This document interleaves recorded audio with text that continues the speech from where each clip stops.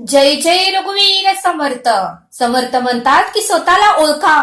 समर्थ म्हणतात की स्वतःच्या सामर्थ्याला ओळखा, स्वतःच्या उत्तम गुणांना ओळखा, स्वतःच्या आतमधल्या शक्तींना ओळखा, स्वतःच्या उत्तम कर्मांना ओळखा. समर्थ म्हणतात की स्वतःचा शोध तुम्ही स्वतःच घ्या, स्वतःचा शोध तुम्ही स्वतःच घ्या.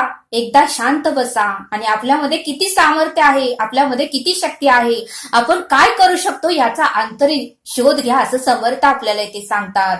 समर्थ म्हणतात की परमेश्वराने, परब्रह्माने, त्या ईश्वराने ही सृष्टी निर्माण करताना, समर्थ म्हणतात की परमेश्वराने, परब्रह्माने, त्या ईश्वराने ही सृष्टी निर्माण करताना फार विचार करून ही सृष्टी निर्माण केलेली आहे. फार विचार करून ही सृष्टी निर्माण केलेली आहे. आणि त्या परब्रह्माने प्रत्येक व्यक्तीला काही ना काहीतरी उत्तम गुण देऊनच जन्माला घातलेला आहे. समर्थ म्हणतात की त्या परब्रह्माने प्रत्येक व्यक्तीला काही ना काहीतरी उत्तम गुण देऊनच जन्माला घातलेला आहे. आणि म्हणून समर्थ म्हणतात की आपल्यातल्या उत्तम गुणांना आपल्याला ओळखता आलं पाहिजे, आपल्यातल्या उत्तम कर्मांना आपल्याला ओळखता आलं पाहिजे, आपल्यातील शक्तीला आपण ओळखता आलं पाहिजे, आपल्यातील सामर्थ्याला आपल्याला ओळखता आलं पाहिजे. आणि आपणच आपल्या अंतरीचा शोध घेतला पाहिजे. आपण काय करू शकतो हे आपण बघितलं पाहिजे, असं समर्थ आपल्याला इथे सांगतात. आणि म्हणूनच समर्थ म्हणतात की स्वतःला ओळख, स्वतःला तू ओळख आणि स्वतःचा तू शोध घे आणि आपण काय करू शकतो याचा तू विचार कर, असं समर्थ आपल्याला इथे सांगतात. आणि म्हणून समर्थ म्हणतात की एका तळ्यामध्ये बदके सुरेख होती, एका तळ्यामध्ये खूप बदके सुरेख होती, पण त्याच तळ्यामध्ये एक भयवेडे कुरूप असेही पिल्लू होते. त्याच तळ्यामध्ये एक भयवेडे कुरूप असेही पिल्लू होते. पण त्या पिल्लाला कोण बोलत नव्हतं, कोण त्याची विचारपूस करत नव्हतं, त्याला कोण खेळायलाही घेत नव्हतं.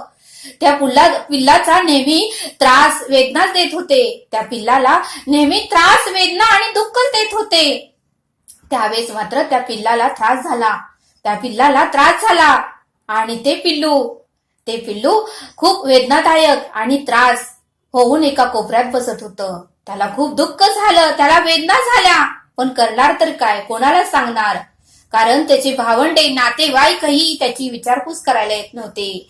कोणी त्याला खेळायला घेत नव्हतं, कोणी त्याच्याशी नीट बोलत नव्हतं आणि कोणी त्याला विचारपूसही करत नव्हतं. म्हणून समर्थ म्हणतात की त्या पिल्लाला खूप दुःख होत होतं, त्या पिल्लाला खूप त्रास होत होतं आणि मनोमन आतून आत ते रडतच बसत होतं.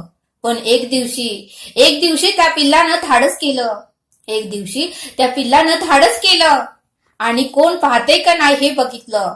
कोण पाहत नाही या ठिकाणी तो एका पाण्याच्या ठिकाणी गेला. ते पिल्लू एका पाण्याच्या ठिकाणी गेला आणि त्या पाण्याच्या ठिकाणी जाऊन त्याने आपले रूप त्या पाण्यामध्ये पाहिलं. त्याने क्षणभर पाण्यात स्वतःचे रूप पाहिले. त्या पिल्लाने मात्र भीत जाऊन क्षणभर पाण्यात स्वतःचे रूप पाहिले व त्याची भीती, त्याचे दुःख वाऱ्याबरोबर लांब पळाले. त्याची भीती व त्याचे दुःख वाऱ्याबरोबर लांब पळाले आणि त्याला कळाले की तो आता बदक नाही. त्या पिल्लाला कळाले की तो आता बदक नाही तर तो एक राजहंस होता. त्या पिल्लाला कळाले की तो एक बदक नाही तर तो एक राजहंस होता. आणि आता त्याला त्याचे खरे रूप कळाले. त्या पिल्लाला त्याचे खरं रूप कळाले व तो आनंदित झाला आणि इकडे तिकडे उड्या मारून नाचू लागला. आपले स्वरूप कळाल्यावर मात्र त्याला भरपूर आनंद झाला आणि म्हणून त्याने स्वतःची ओळख घेतली. त्या पिल्लाने धाडस करून स्वतःची ओळख करून घेतली. म्हणून समर्थ म्हणतात की आपण ही धाडस केलं पाहिजे आणि स्वतःला ओळखता आलं पाहिजे. दुःखी होऊ नका. समर्थ म्हणतात की स्वतःला ओळखा, असं समर्थ आपल्याला इथे सांगतात. समर्थ म्हणतात की कावळ्याचे पिल्लू आपल्याहूनही लहान असलेल्या पिल्लाला हिणवत होते. एक कावळ्याचे पिल्लू आपल्याहूनही लहान असलेल्या एका पिल्लाला हिणवत होते आणि चोचीने टोचतही होते.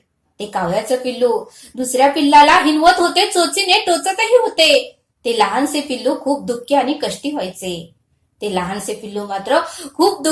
कष्टी व्हायचे आणि गप्प बसायचे. कारण करणार तर काय, ते पिल्लू अगदी लहान होतं हो. ते पिल्लू फार लहान होतं आणि कावळ्याचं पिल्लू ही लहान होतं. पण कावळ्याच्या पिल्लूने मात्र त्या पिल्लाला कधीच समजावून घेतलं नाही. कावळ्याचे पिल्लू त्या लहानशा पिल्लाला जवळ घ्यायचेच नाही. कावळ्याचे पिल्लू त्या लहान पिल्लाला कधीही जवळ घ्यायचं नाही. त्या पिल्लाला मात्र फार वाईट वाटत होतं की आपल्याशी कोण बोलत नाही, आपल्याला कोण प्रेमाने जवळ घेत नाही, आपल्याला कोण खेळायलाही घेत नाही आणि आपल्याशी कोण बोलतही नाही, असं त्या पिल्लाला वाईट वाटायचं. पण ते कावळ्याचे लहान पिल्लू मात्र त्याचा नेहमी द्वेष, मत्सर आणि तिरस्कारच करत होतं. कावळ्याचं पिल्लू त्या लहान पिल्लाचा नेहमी द्वेष, तिरस्कार आणि मत्सरच करत होतं. ते मनातल्या मनात दुःखी व्हायचं. ते पिल्लू मात्र मनातल्या मनात दुःखी व्हायचं, रडायचं, पण कष्टी व्हायचं, पण सांगणार तरी कोणाला. आणि ते पिल्लू मात्र गप्पच बसायचं. पण एकदा काय झालं, समर्थ म्हणतात की पण एकदा काय झालं, वसंत ऋतूचा आगमन सुरू झाला. वसंत ऋतूचा आगमन सुरू झाला आणि कावळ्याचं लहान पिल्लू आणि दुसरेही पिल्लू, कावळ्याचे लहान पिल्लू आणि दुसरेही पिल्लू, ही दोन्हीही पिले मोठी झाली होती. ही दोन्हीही पिले मोठी झाली होती आणि त्यावेळेस ते घरट्यातून बाहेर पडली. त्यावेळेस वसंत ऋतूचं आगमन सुरू झाला. ती दोन्हीही पिल्ले मोठी झाली आणि घरट्यातून बाहेर पडली. कावळ्याचे पिल्लू मात्र एका झाडाच्या फांदीवर बसलं. कावळ्याचे मोठं झालेलं पिल्लू एका झाडाच्या फांदीवर बसलं आणि काव काव करून ओरडत राहिलं. काव काव करून ओरडतच राहिलं. आणि दुसरं पिल्लूही दुसऱ्या फांदीवर बसलं. दुसरं पिल्लूही मोठं झालं होतं. तेही दुसऱ्या फांदीवर बसलं आणि त्यानेही ओरडायला चालू केलं. पण त्याचा आवाज मात्र वेगळा होता. त्याचा आवाज कावळ्याच्या पिल्लापेक्षा वेगळा होता. तो कुहू कुहू असा ओरडू लागला. ते दुसरं पिल्लू मात्र कुहू म्हणून ओरडू लागला व सर्व परिसर आनंद झाला. सर्व परिसरामध्ये आनंद निर्माण झाला. एखाद्या चांगल्या, समर्थ म्हणतात की एखाद्या चांगल्या गायकाच्या गाण्याला रसिकांनी कसा दाद द्यावा, तसे सर्वजण, सर्व पक्षी कुहू कुहू करणाऱ्या त्या पिल्लावर खुश झाले. तसे तिथले सर्व पक्षी कुहू कुहू करणाऱ्या पिल्लावर खुश झाले व त्याच्या गोड आवाजाचे सर्वत्र स्वागत झाले. त्याच्या गोड आवाजाचे सर्वत्र स्वागत झाले. लहान मुलेही कुहू कुहू करत ओरडू लागले. लहान मुलेही काव काव करण्यापेक्षा कुहू कुहू करून ओरडूच लागले. म्हणून समर्थ म्हणतात की त्या दुसऱ्या पिल्लाचे दुःख पळाले. त्या दुसऱ्या पिल्लाचे दुःख पळून गेले आणि भीतीही गेली आणि त्याला आनंद झाला. त्याने स्वतःला ओळखलं. कारण तो कावळा नव्हता तर कोकिळा. आपण कावळा नाही तर कोकिळा आहोत हे त्याला कळाले. समर्थ म्हणतात की त्या पिल्लाला ओळख झाली की आपण कावळा नाही तर आपण कोकिळा आहोत हे त्याला कळाले. मी कोण आहे हे कळाल्यावर त्याला आनंद झाला. मी कोण आहे हे कळाल्यावर मात्र त्या पिल्लाला आनंद झाला. आणि म्हणूनच समर्थ म्हणतात की त्याप्रमाणे तुम्हीही स्वतःला ओळखा असं समर्थ आपल्याला इथे सांगतात. समर्थ म्हणतात की एका मेंढराच्या कल्पात एक लहानसे वेगळे पिल्लू होते. तेही इतर मेंढराप्रमाणे गरीब होऊन इकडं तिकडं फिरू लागले. मेंढीचेच दूध पिऊ लागले. बाकीच्या मेंढराचे पिल्ले मात्र बे बे करत ओरडू लागले. आपणास तसे ओरडता येईना. त्या पिल्लाला वाटू लागले की आपण का असं ओरडत नाही. त्याला ते जमतच नव्हतं. त्या दुसऱ्या पिल्लाला मात्र बे बे करायचं, ओरडायला जमतच नव्हतं. त्या वेगळ्या पिल्लाला मात्र वाईट वाटू लागलं. समर्थ म्हणतात की त्या वेगळ्या पिल्लाला वाईट वाटू लागलं. ते पिल्लू मात्र दुःखी कष्टी अवस्थेत इकडं तिकडं फिरू लागलं.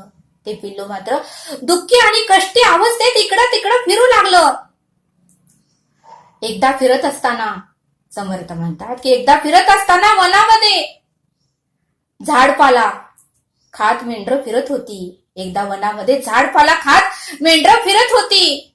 फिरता फिरता दुपार झाली आणि पाणी पिण्यासाठी नदीवर आली. सर्वजण पाणी पिण्यासाठी नदीवर आली.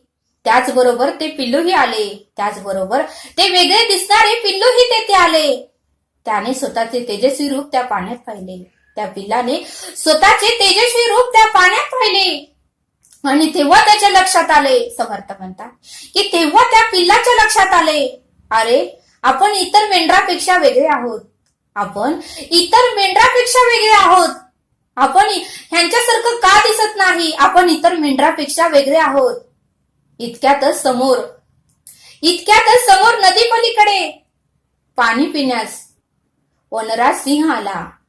इतक्यातच समोर नदी पलीकडे पाणी पिण्यास वनराज सिंह आला व तो मेंढराच्या कल्पातील त्या वेगळ्या पिल्लाला म्हणाला, अरे तू भलत्याच कल्पात गेलास, अरे वेड्या तू भलत्याच कल्पात गेलास, अरे तू जंगलाचा राजा आहेस, अरे तू जंगलाचा राजा होणार आहेस आणि तू राजा आहे असा गरीब भित्रा का दिसत आहेस. तू स्वतः जागा हो, स्वतःचं सामर्थ्य ओळख, स्वतःची शक्ती ओळख, स्वतःची गुण ओळख आणि तू स्वतःला ओळख. माझ्याप्रमाणे तू ही गर्जना करू शकतोस, माझ्याप्रमाणे तू ही गर्जना करू शकतोस. असे म्हणून त्या वनराज सिंहाने गर्जना केली आणि त्या डरकाळीने सारे जंगल हादरून गेले. आता त्या पिल्लाच्या छव्याच्या डोळ्यात वेगळेच तेज आले, त्या पिल्लाच्या डोळ्यात मात्र वेगळेच तेज आले, आत्मविश्वास आला. त्या पिल्लाच्या डोळ्यात वेगळे तेज निर्माण झाले, आत्मविश्वास आला, ताकदीचा अंदाज आला, त्याला स्वतःच्या ताकदीचा अंदाज आला. मग त्यानेही तशी डरकाळी फोडली, त्या छाव्यानेही तशी डरकाळी फोडली. आता त्या पिल्लाला समजलं की आपणही सिंह आहोत, आपण मेंढूचे पिल्लू नव्हे, आपण ही सिंह आहे, आपण मेंढूचे पिल्लू नव्हे, आपण मेंढीचे पिल्लू नव्हे, आपण सिंह आहे. त्याला स्वरूप कळाले, त्याला स्वतःची ओळख झाली आणि त्याची भीती वाऱ्यासारखी दूर पळाली. दुःखाचा लवलेशही राहिला नाही, त्याच्याजवळ दुःखाचा लवलेशही राहिला नाही. आता त्याला स्वतःचे रूप कळाल्यामुळे समर्थ म्हणतात की आता त्या पिल्लाला स्वतःचे रूप कळाल्यामुळे आनंद झाला आणि म्हणून समर्थ म्हणतात की स्वतःला ओळखा, स्वतःच्या सामर्थ्याला ओळखा, स्वतःच्या शक्तीला ओळखा, स्वतःच्या गुणांना ओळखा, असं समर्थ आपल्याला इथे सांगतात. समर्थ म्हणतात की आपल्याला आपणच ओळखलं पाहिजे, तरच आपले कर्तृत्व आपल्याला कळते, आणि मग आपल्याला आनंद होतो. म्हणून समर्थ म्हणतात की आपल्यामध्येच देव शोधायचा आहे, आपल्या हृदयातच देव शोधायचा आहे, देव बाहेर शोधण्याची आवश्यकताच नाही. समर्थ म्हणतात की परब्रह्म आपल्या हृदयातच आहे, देव बाहेर शोधण्याची आवश्यकताच नाही, कारण तो आपल्यातच अंतरंगात आहे. म्हणून समर्थ म्हणतात की आपण गाणे ऐकतो, म्हणून समर्थ म्हणतात की आपण गाणे ऐकतो. देह देवाचे मंदिर, आत्मा परमेश्वर, देह देवाचे मंदिर, आत्मा हा परमेश्वर. समर्थ म्हणतात की ज्याप्रमाणे दुधामध्ये लोणी आहे, समर्थ म्हणतात की ज्याप्रमाणे दुधामध्ये लोणी आहे, ज्याप्रमाणे उसामध्ये साखर आहे, त्याचप्रमाणे देव आपल्यामध्येच आहे. समर्थ म्हणतात की ज्याप्रमाणे दुधामध्ये लोणी आहे, ज्याप्रमाणे उसामध्ये साखर आहे, त्याचप्रमाणे देव आपल्यामध्येच आहे. ज्याप्रमाणे फुलांमध्ये सुगंध आहे, समर्थ म्हणतात की ज्याप्रमाणे फुलांमध्ये सुगंध आहे, त्याचप्रमाणे नांदतो देव आपल्या अंतरी, ते आपल्याला लक्षात येत नाही असं समर्थ आपल्याला इथे सांगतात. एका व्यक्तीने गुरुदेवांना प्रश्न विचारला की देव आपल्या हृदयातच आहे, देव परब्रह्म ईश्वर आपल्या हृदयातच आहे, मग आपण मंदिरात का जायचे? तर गुरुदेव म्हणाले की आपल्या हृदयातच परब्रह्म आहे, ईश्वर आहे, पण आपला आत्मा आपण पाहू शकत नाही, आपला आत्मा आपण स्वतः पाहू शकत नाही. त्याचेच एक श्रेष्ठ रूप, त्या आत्म्याचे एक श्रेष्ठ रूप मंदिरात मूर्तीच्या रूपाने आपल्याला पाहायला मिळते. त्या आत्म्याचेच एक श्रेष्ठ रूप मंदिरात मूर्तीच्या रूपाने आपल्याला पाहायला मिळते. आणि मंदिरातील त्या देवाचे गुण आपल्यामध्ये यावेत. मंदिरातील त्या देवाचे उत्तम गुण, सामर्थ्य, शक्ती आपल्यामध्ये यावेत. म्हणून देवदर्शन आहे, म्हणून आपण मंदिरात जायचं आहे. थोड्या मोठ्यांची जयंती, समर्थ म्हणतात की थोड्या मोठ्यांची जयंती व पुण्यतिथी आपण साजरी कशासाठी करतो? समर्थ म्हणतात की थोड्या मोठ्याची जयंती पुण्यतिथी तर आपण साजरी कशासाठी करतो? तर त्यांच्यामधले उत्तम गुण आपल्यामध्ये यावेत, त्यांच्यासारखं सामर्थ्य आपल्यामध्ये यावेत, त्यांच्यासारखी उत्तम कर्म आपल्याकडून घडावीत. म्हणून आपण थोड्या मोठ्यांची जयंती व पुण्यतिथी साजरी करतो असं समर्थ आपल्याला इथे सांगतात. समर्थ म्हणतात की दगडात देव नाही. समर्थ म्हणतात की दगडात देव नाही, पण त्यामागच्या आपल्या ज्या भावना आहेत, श्रद्धा आहे, जे पूजनीय भाव आहेत, तेथे देव आहेच. स्वामी विवेकानंद यांनीही स्पष्ट सांगितले. स्वामी विवेकानंद म्हणतात की संस्कार केलेली ती मूर्ती पाहून, दगडाची मूर्ती संस्कार केलेली ती मूर्ती पाहून आपण नतमस्तक होतो. ज्याप्रमाणे काळ्या ढगात पाणी आहे, स्वामी विवेकानंद म्हणतात की ज्याप्रमाणे काळ्या ढगात पाणी आहे तसा आपल्या ठिकाणी देव आहे. ज्याप्रमाणे काळ्या ढगात पाणी आहे तसा आपल्या ठिकाणी देव आहे. कोणी म्हणेल की मग तो दाखवा. स्वामी विवेकानंद म्हणतात की आपल्याला कोणीतरी म्हणेल की परब्रह्म आहे ना, मग दाखवा की. तर विवेकानंद म्हणतात की त्याचे उत्तर आपण असे सांगायचे की तुम्ही स्वतः अनुभवा, तुम्ही स्वतः अनुभवा. ही गोष्ट दाखवायची नाही तर अनुभव घ्यायची असते. आपल्याला प्रचिती येते, आपल्याला अनुभव येतात, मग परमेश्वर नाही असं आपण कसे म्हणू शकतो? ही गोष्ट दाखवायची नाही तर अनुभव घ्यायचे आहे, प्रचिती घ्यायची आहे असं समर्थ आपल्याला ते सांगतात. संत लोक म्हणतात, संत तुकाराम महाराज म्हणतात की गुळ खाणाऱ्या मुलाच्या तोंडावर, संत तुकाराम महाराज म्हणतात की गुळ खाणाऱ्या मुलाच्या तोंडावर जो आनंद दिसतो तोच आनंद ज्या देहाला आत्मदर्शन झाल्यावर दिसतो, तसाच आनंद गुळ खाणाऱ्या मुलाच्या तोंडावरही दिसतो. समर्थ म्हणतात की गुळ खाणाऱ्या मुलाच्या तोंडावर जो आनंद दिसतो तोच आनंद एखाद्या व्यक्तीला देवाची प्रचिती आल्यावर दिसतो, एखाद्या व्यक्तीला देवाचा अनुभव आल्यावर मिळतो, एखाद्या व्यक्तीला देवाचे सत्य स्वरूप कळाल्यावर दिसतं, एखाद्या व्यक्तीला देवाचे स्वरूप समजल्यावर दिसतो असं समर्थ आपल्याला इथे सांगतात. समर्थ म्हणतात की वारा दाखवता येत नाही. समर्थ म्हणतात की वारा दाखवता येत नाही पण त्याची जाणीव होतेच ना. समर्थ म्हणतात की वारा दाखवता येत नाही पण त्याची जाणीव होते. झाडाची पाने फांद्या हलतात, त्या वाऱ्यामुळे झाडाची पाने व फांद्या हलतात. यावरूनच वारा आला हे आपल्याला समजते, यावरूनच वारा आहे हे आपल्याला कळते. म्हणून संत श्रेष्ठ तुकाराम महाराज म्हणतात की मृगाची अंगी कस्तुरीचा वास, मृगाची अंगी कस्तुरीचा वास, असे ज्याचा त्यास नसे ठाव, असे ज्याचा त्यास नसे ठाव. म्हणजे संत तुकाराम म्हणतात की कस्तुरी सुगंधासाठी हरिण वन फिरत असते, कस्तुरी सुगंधासाठी हरिण वन फिरत असते, पण त्याला सुगंध मिळतच नाही. पण मात्र त्याला सुगंध मिळत नाही. शेवटी आपलेच तोंड, शेवटी तो हरिण आपलेच तोंड आपल्याच पोटाच्या ठिकाणी घालतो, आपलेच तोंड आपल्या पोटाच्या ठिकाणी घालतो. आणि ते घातल्यावर त्या बेंबीमधूनच त्याला कस्तुरीचा सुगंध येतो. त्या बेंबीमधूनच त्या हरणाला कस्तुरीचा सुगंध येतो. म्हणून समर्थ म्हणतात आहेच जवळी पण भेट नाही जन्मभरी. मग आपल्या हृदयातच परब्रह्म आहे पण आपल्याला मात्र त्याची ओळख होत नाही असं समर्थ आपल्याला इथे सांगतात. समर्थ म्हणतात की वटवृक्षाचे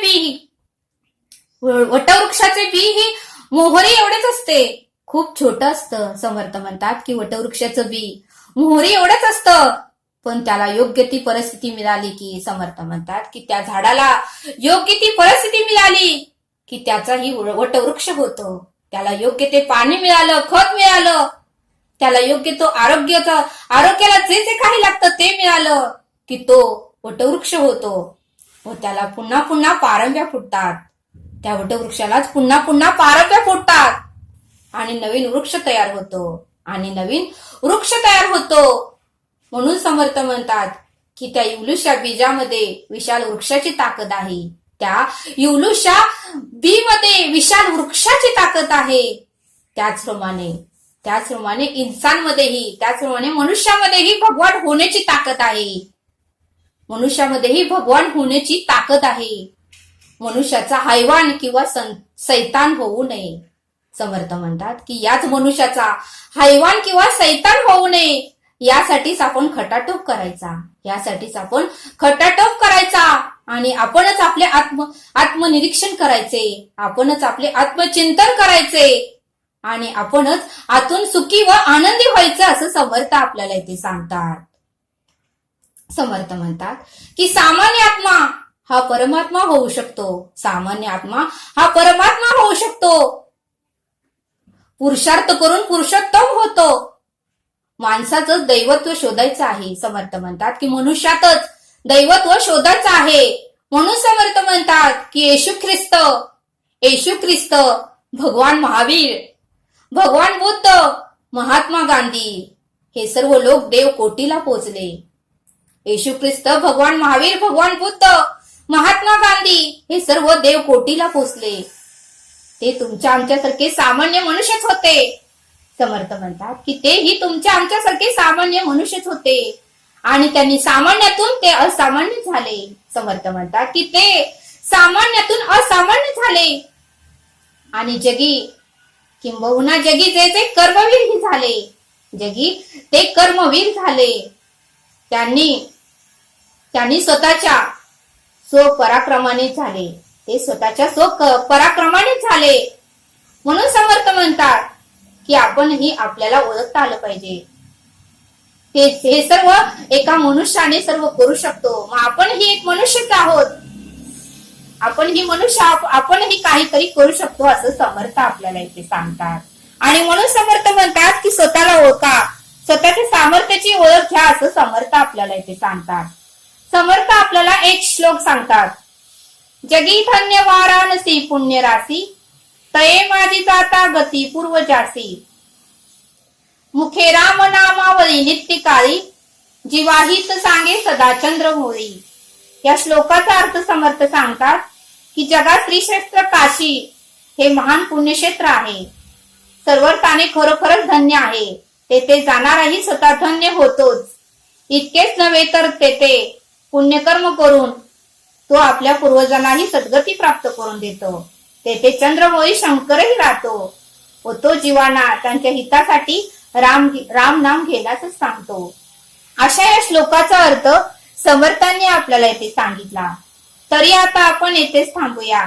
भेटूया पुढील भागात. ह्या चॅनलवर नवीन असाल तर चॅनलला सबस्क्राईब करा. धन्यवाद.